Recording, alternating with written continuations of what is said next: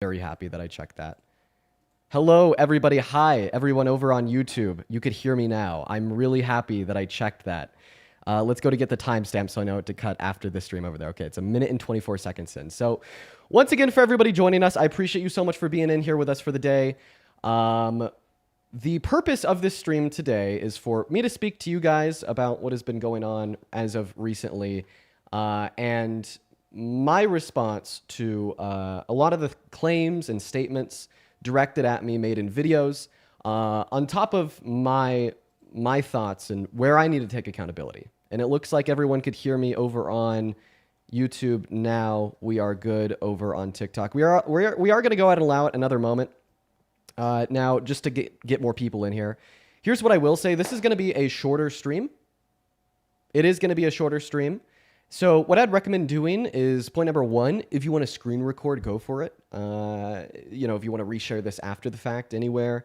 Point number two, if you are interested in finding a type of transcript, I think I'm going to make one publicly available over on my Discord, which you could find through the link tree in my bio after the fact.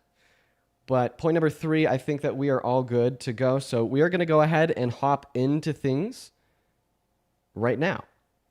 So first and foremost, I appreciate everyone for joining me here today. Over the last 4 days, claims and criticisms about myself have spread like wildfire on the internet, and today I wanted to discuss them with a shorter stream. So I'd like to start off by saying that there's been plenty of good faith critiques made by good faith people. And in fact, I would like to begin by responding to those. I find there to be a couple key points. To address the first one, I'm going to read a public comment left in my Discord echoing it. So we're going to go ahead and start reading that now. Yeah, I'm going to be honest, Dean. You don't have to react to this or respond because there are more pressing matters in here to respond to. I don't have an issue with the initial crying. What I'm more so irritated at, because it takes a lot for me to be angry, is the fact that you made some grand moral gesture that you were better than those who felt relief that Kirk could no longer spread his bigotry. I am a queer woman in a red state, and because of Charlie Kirk's rhetoric, I cannot get health care that I might need. Because of his rhetoric, my community is constantly being persecuted, and that is just a fraction of what my friends that are BIPOC, especially Black, have had to deal with because of his rhetoric. I couldn't help but be relieved that he is no longer here to espouse his rhetoric and bigotry, and to have some cis straight white boy minimize the impact just simply irritated me. I can't even imagine the hurt and frustrations that others felt just to keep this in mind. So now to respond to that. I said that in response to those celebrating the physical facts of the assassination. However, if I'm going to be honest with myself here, the takeaway of my message for many was that if you feel relief because said bigotry will no longer be espoused by him, you are an immoral, bad person.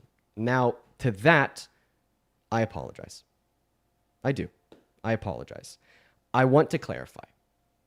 Feeling a sense of relief that this person will no longer be spewing bigotry is natural. And this feeling exists in so many people that were directly affected by his rhetoric. And in fact, it is separate and decoupled from the facts of why he can no longer espouse his bigotry, which are, of course, in relation to how he died. I would like to apologize to every single person that I've made feel differently. In the moment, my brain just simply could not separate the fact that Charlie would no longer be spewing his hate and the fact that he got publicly executed the way he did. This whole thing has mentally fucked with me so much for the reasons that I've already made public and more, such as the fact that my best friend was there and had to personally witness the assassination and the trauma he's taken away from that. The fact that I watched the up-close video of his death and the psychological impact that watching such a gory video had on me, or just the fact that I'm a political commentator and I have been scared shitless dealing with the either logical or illogical thought that this might happen to me one day. For these reasons, the day of and the day after, my rational faculties were overwhelmed by my emotional ones. I was thinking purely emotionally, and during this time, I shouldn't have been live. It was reckless and irresponsible for so many reasons. It is also worth adding on here that I'm sure many of you in my live, were in my live or joined my live the day after what unfolded and watched me try to have a conversation with a lady by the name of Covey, or as I call her, Athena. Wrapping it back into my last point, I shouldn't have been live during this time. I was not in the proper headspace to be attempting to hold genuine dialogue. And I want to let you all know that since then, I have spoken with her privately, as I truly wanted to have a conversation with her in a space where I was more receptive to dialogue. I spoke with her for 30 minutes, and honestly, it was a really good conversation. And that's all I will share publicly about that for now. However, Athena, I apologize, as I told you privately, I also want to say it publicly. I apologize for being unwilling to hear you out during our original conversation on live. Now, the next point I would like to address is my usage of the term retaliatory in one of my videos going over the fact that in response to Kirk's death, people on the right have retaliated by making threats towards HBCUs. This raised questions in the heads of many, given a definition of the term retaliation, requiring that a retaliatory action is being done back to someone who did something to you first. And obviously, this wouldn't make sense in the context of bomb threats towards HBCUs, as these HBCUs nor black people assassinated Charlie Kirk. In my video, I used the term retaliatory in the sense that people on the right wanted to get revenge for the death of Kirk, so they retaliated by baselessly and deliberately being racist and attacking black people at HBCUs.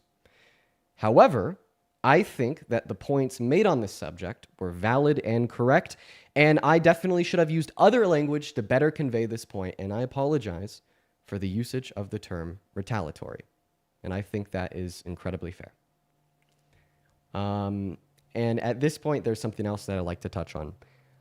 Directly following Kirk's death, I said something that has been taken out of context and misinterpreted by people on both the right and the left, that being a 3-second clip of me saying, and I quote, "If you guys draw this line between the left and the right, I will side with the right."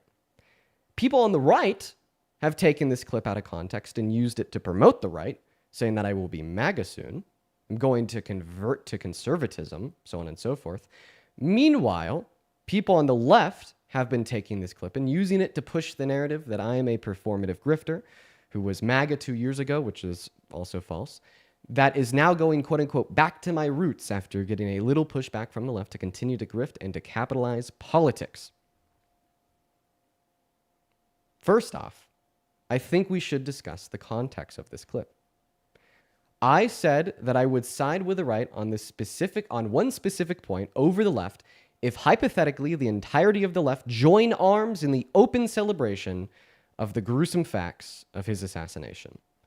This was not a reaction to me seeing people on the left doing this, but rather a statement made directly following Kirk's death to reinforce that the reaction I described of celebrating the gruesome facts of his assassination is not what the left should become.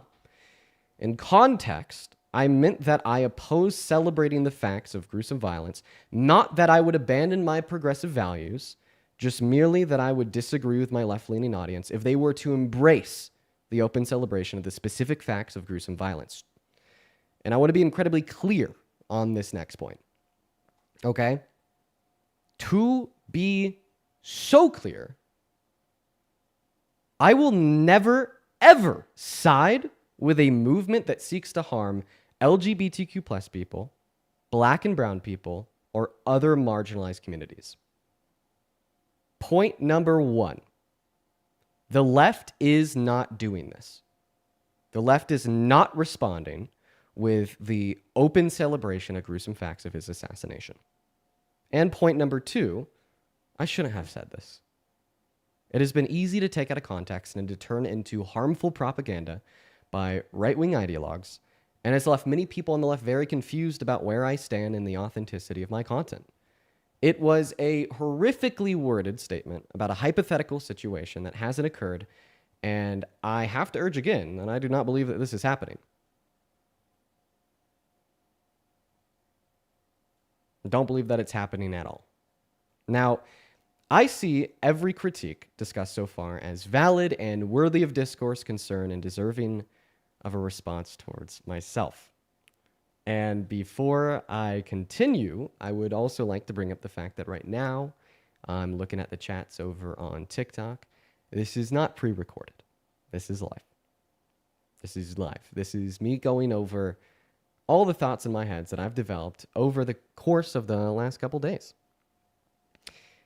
Now, the last point that I'd like to bring up in the conversation about me crying in response to the facts surrounding Kirk's assassination. I want to be very clear at this point. I cried because of the gory nature of the up-close video and my sensitivity to gore.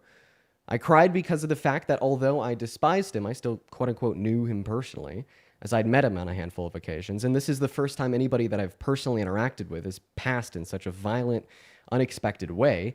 And even though I stand against everything he stood for, that was a part of my reaction. I also cried because my best friend was personally there at his event in Utah, who was also sensitive and had to witness those things firsthand, knowing that this will be incredibly traumatizing to him. I cried because the BBC had reported that his kids were there, and the thought of them having to watch such a gory, violent event unfold right in front of them hurt me. However, it is also worth adding on that the BBC did later retract that reporting, and they labeled it as false. And lastly, I'm going to be honest here, I cried because I was scared. I was scared that as a political commentator myself, this could happen to me one day, and the fear became very real when it happened to him. And this isn't a fear I'm labeling as rational. And in fact, if you think this reaction was unreasonable, I believe that you have a right to uphold your position. However, believe that regardless of what it was human. And there's also plenty of people saying, why would you cry over this but not Palestine, victims of school shootings, etc.? And specifically to that, I'd like to respond to this point. I have publicly sobbed on live over Palestine. That happened in December of 2024, I believe. I have publicly sobbed on live because I kicked a guest with a speech impediment, thinking that they were trolling and mocking those with actual speech impediments. And in fact, on the same day as Kirk's shooting, off live, I cried over the shooting at Evergreen High School after a student of the high school reached out to me following the shooting that took place. It is uncomfortable for me to describe these specific scenarios of where and when I've cried. It feels weird. It does. It feels weird. And in fact, I even know it comes off as a little bit performative, for lack of a better word. But the reason I've chosen to explain these is to dispel the false narratives that I've seen propagated on the internet in the last 4 days. I am just generally a pretty sensitive guy, and I'm not desensitized to violence. I'm not desensitized to gore, and I would like to add that if you did not cry, I'm not going to judge you, and in fact, I would condemn anybody that would judge you. And just to wrap this up, I believe that Charlie Kirk is a man whose death should not be glorified. He is a man who stood and advocated for hate, division, and a very bleak future for this country. And I stand true and unwavering in my values of liberalism, progressivism, and advocacy for a better tomorrow by making those in this country think critically and to question their beliefs by attempting to revive intellectualism for the greater good of humanity. I appreciate you for listening, regardless of you over on TikTok, YouTube, or maybe you're watching this after the fact. And I hope that you will give me a chance to prove my words with my actions going forward, especially for those who have supported me thus far and have been disappointed by me, whether by the things I did or the things people said I did during the last few days.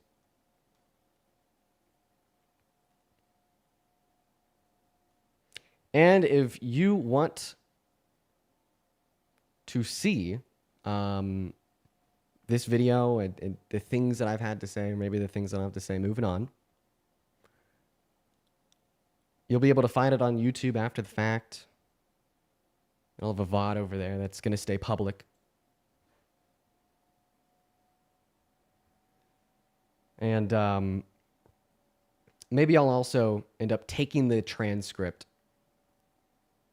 and throwing it in my Discord.